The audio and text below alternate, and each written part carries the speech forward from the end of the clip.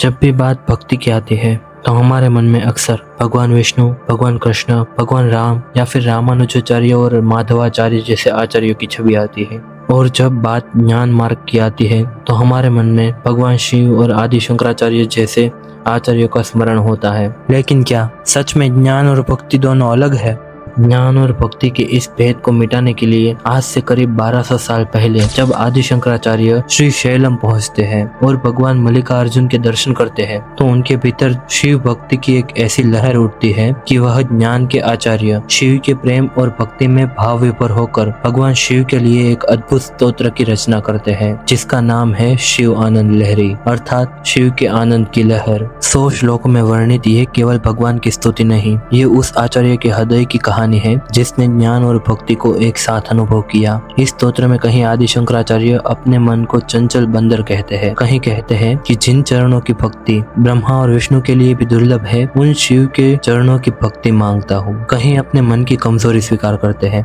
और कहीं ऐसा लगता है कि जैसे अद्वैत का गहरा दर्शन शिव भक्ति के भाव में पिघल गया हो। एक बार आदि शंकराचार्य कहते हैं कि हे विवेकी मनुष्य, व्यर्थ के तर्क वितर्क में अपना समय न गवाकर शंभु के चरण कमल का भजन कर और परम सुख की ओर बढ़। ये कोई आम स्तोत्र नहीं, ये उस आचार्य की कहानी है जो निराकार ब्रह्म को सर्वोच्च सत्ता मानते थे। लेकिन जब भगवान शिव का स्वरूप दर्शन हुआ तो वो वहाँ पर अपने अद्वैत के ज्ञान को भी भूल